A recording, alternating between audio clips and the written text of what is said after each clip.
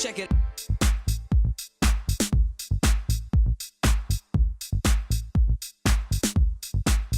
Déshabillez-moi. Bonjour à toutes et à tous, j'espère que vous êtes toujours aussi nombreux à notre rendez-vous créateur, notre rendez-vous mode, notre rendez-vous relooking sur Déshabillez-moi, bien entendu sur Plug RTL. Tout de suite le sommaire en images. Une histoire de sac pour dames, totalement recyclé. Un look, un esprit pour un printemps frais pour hommes chez Galeria Inno. Rencontre insolite de par la griffe qu'elle porte. La poule à quatre pattes, et oui. Mais aussi sur les planches avec Isabelle Antoine et sa collection. Alors je ne sais pas si vous connaissez la marque, la griffe Rusé. Alors Rusé, eh bien, c'est un espace où l'on crée de la maroquinerie, des accessoires de luxe. Alors je ne vous en dis pas plus, on va à leur rencontre et c'est un réel plaisir pour moi de vous faire découvrir ces créateurs. Je vous emmène chez Greenbees, un très chouette endroit où le développement durable est au centre des préoccupations. Un lieu qui correspond parfaitement à la philosophie de nos créatrices du jour, les rusées. Quelle est selon vous l'originalité de votre griffe ? Avec Rusé, en fait, on veut démontrer que le luxe éthique, c'est possible sans compromis. Sans compromis à différents points de vue, sans compromis sur l'esthétique, sur le design, sur la qualité et même sur le côté fonctionnel. Parlez-moi de vos particularités en matière de création. La particularité de Rusé, ce sont que ces sacs sont fabriqués à partir de chutes de cuir que nous voulons valoriser à nouveau. Nous avons construit notre design en imaginant une manière d'assembler les cuirs de manière esthétique pour utiliser des petites chutes de cuir. Tiens, comment se décline cette griffe ? Rusé, c'est une marque belge d'accessoires, dans un premier temps des sacs à main et aussi des bracelets qui sont faits main par des artisans en France avec des chutes de production, des chutes de cuir de première qualité. Rusé, mais pourquoi ce nom atypique ? Rusé, ça vient de reused. C'est un clin d'œil à notre démarche de réutiliser des chutes de cuir. Et puis aussi, ça peut faire référence au renard de Bruxelles, qui est un animal typique de chez nous. Il y a le rusé aussi de l'ingéniosité de la pochette, quoi. Le fait de ruser pour trouver des chutes et de quand même arriver à en faire quelque chose alors que ce n'est pas forcément évident. Donc il y a plusieurs aspects qui sont liés à ce nom. L'aspect éthique et éco-responsable est une grande priorité dans votre projet. Dites-moi un peu plus. J'ai toujours voulu contribuer à un monde durable, à un monde plus juste, en tout cas à mon sens. J'ai travaillé dans le recyclage, j'ai travaillé pour le WWF pendant 7 ans. Contrairement à ce que beaucoup de personnes pensent, c'est pas forcément faire du luxe éthique ou faire de l'éthique ou des produits conscients, c'est pas forcément retourner plusieurs siècles en arrière et faire une croix sur le design, sur la qualité, au contraire, on a plutôt le sentiment que c'est l'inverse, c'est que ça génère beaucoup de créativité. On est obligé aussi de penser les choses différemment et c'est très intéressant et aussi surtout très gratifiant. D'où viennent vos matières pour élaborer votre travail de création ? Alors, les sacs à main et tous les accessoires sont fabriqués en France chez un artisan qui a fait les compagnons. Donc c'est de la haute maroquinerie. Et les chutes de cuir, elles proviennent de France aussi. Et l'intérieur du sac à main, la doublure est en coton, en gabardine en fait, certifié GOTS, bio. Peut-on parler de pièces uniques ? Est-ce que cela répond à une certaine demande à l'heure actuelle ? Ce qu'on veut dans un premier temps, c'est lancer des séries limitées. Alors peut-être que justement, c'est la particularité des chutes de cuir, c'est qu'on ne peut pas les commander en grande quantité, on dépend des chutes qui sont disponibles. Donc forcément, une série rusée, ça va être peut-être 3 sacs à main d'une couleur et un autre d'une seule couleur. Voilà, c'est des petites séries ou des pièces uniques. Et dans ce sens-là, oui, je pense que ça peut aussi répondre à une certaine attente aujourd'hui. Et pour l'avenir, c'est quoi ?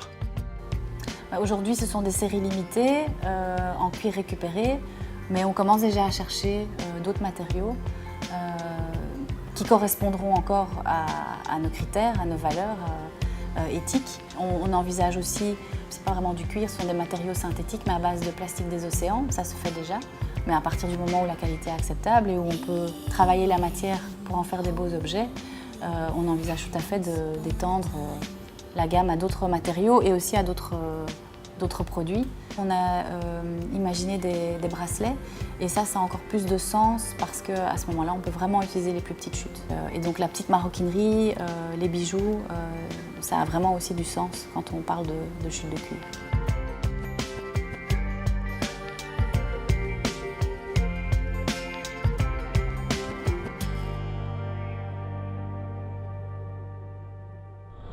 Alors aujourd'hui, le but est de vous montrer comment s'habiller quand on fait 1m68, qu'on est un mec et qu'on fait 1m68. Alors évidemment, vous pourriez me dire qu'1m68, c'est pas très grand pour une taille d'un homme, mais bon, c'est une réalité. Alors le but, évidemment, est de vous prouver qu'en faisant 1m68, on peut avoir justement même ce côté élancé. Alors aujourd'hui, pour un look printemps froid, je vais commencer par un bon basique, c'est le jeans. Oui, un jeans brut, le simple jeans bien épais. Et voilà les jeans. Alors pour mon basique, je vais prendre un foncé. Ah, c'est tout à fait ça, c'est bien, c'est parfait. Alors comme on est au début du printemps, je vais partir sur l'idée d'une superposition, donc on va trouver un t-shirt. Et voilà le t-shirt. Tout simple, mais c'est bien. Comme première couche, c'est impeccable. Voilà. Fine rayure verticale. Et voilà, avec les fines rayures, le t-shirt. Superposition, c'est léger, c'est frais. Ouais, ça fonctionne. Voilà une veste qui ferait l'affaire. La couleur est topissime. Une veste impeccable pour le petit côté peps de la tenue. Le sac. Alors il me reste oui, la montre, la ceinture, les chaussures et on est bon.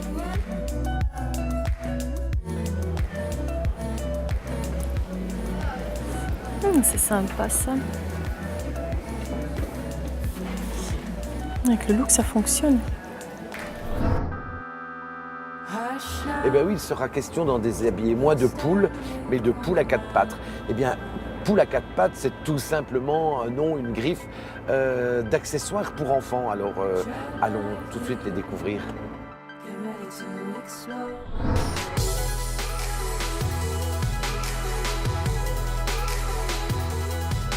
Au départ, je suis graphiste, mais je me suis formée en stylisme. J'ai suivi quand même quelques cours de stylisme, de patronage, de couture, ce qui m'a permis d'acquérir une base, mais c'est vraiment en cousant, décousant, recousant que j'ai vraiment appris le métier. Ce que je préfère, c'est vraiment jouer avec les matières. Une fois que mon tissu est coupé, j'adore assembler, marier les tissus, créer des détails.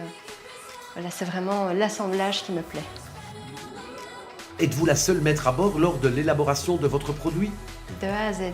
Donc je crayonne d'abord mon vêtement.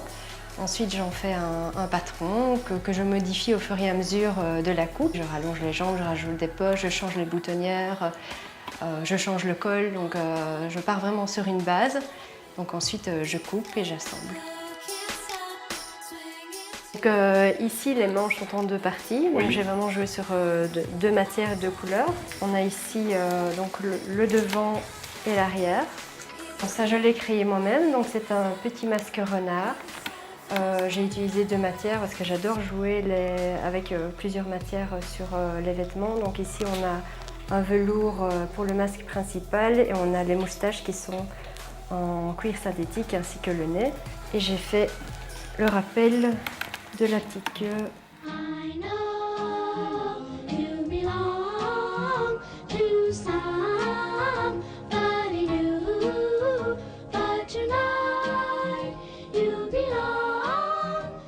Poule à quatre pattes, alors là, je veux comprendre. Les quatre pattes, ce sont mes quatre enfants. Voilà, mes quatre piliers. Et je trouvais que voilà, c'est le petit côté maman poule que j'ai. J'avais beaucoup plus de stabilité avec quatre pattes qu'avec deux.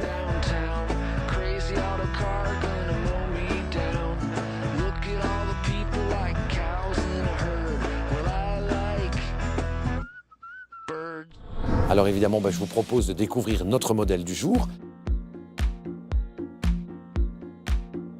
Alors Sabine, donc la condition était d'avoir un modèle qui fait 1m68, 1m70, en l'occurrence ici notre modèle fait 1m68, de créer un look qui va justement lui donner ce côté élancé.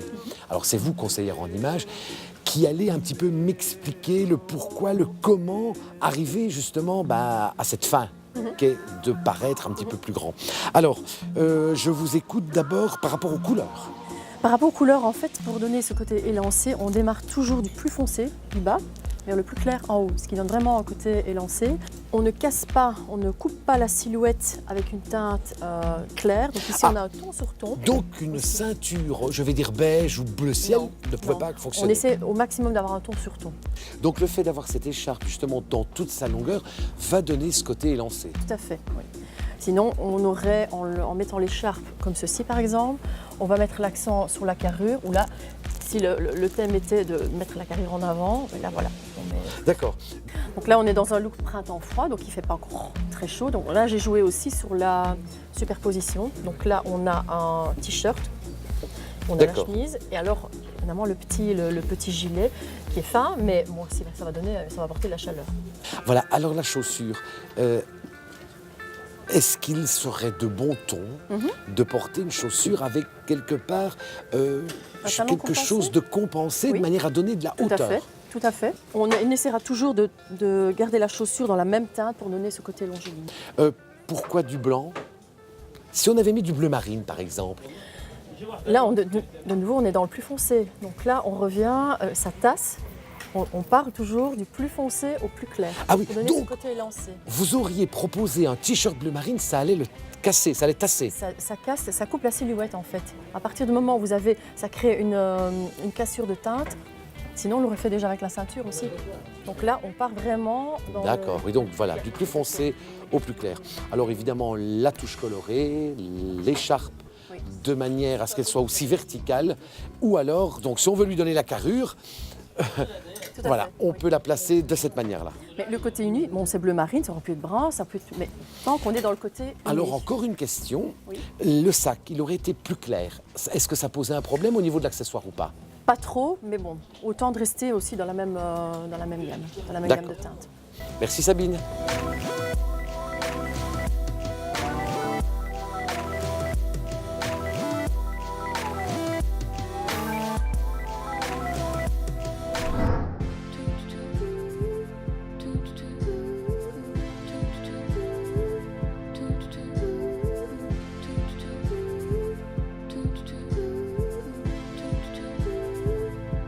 I wanna play now, don't wanna go down, oh, the cheater's not allowed, no skipping me now, no, beating me somehow, beating me somehow, the game's getting rough and the dice is rolled over, but no, I don't ever win, and I lose all my money, I lose my property, I lose it and I'm broke again.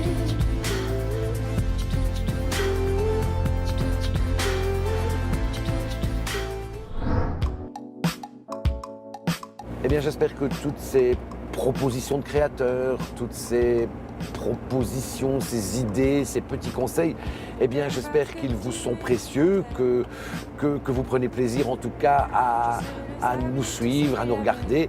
Moi, je vous souhaite en tout cas une très belle fin de journée, un très bon début de semaine, et en tout cas même une bonne semaine. Rendez-vous la semaine prochaine, même jour, même heure. Ciao. La semaine prochaine, Bayer, une histoire d'homme et de poils. Le printemps, mais aussi sous la pluie, donc nous avons pensé à un look pluvieux d'âme. Nathalie Vleschauer, une histoire de future maman, mais aussi le travail sur podium de Marjorie Inc.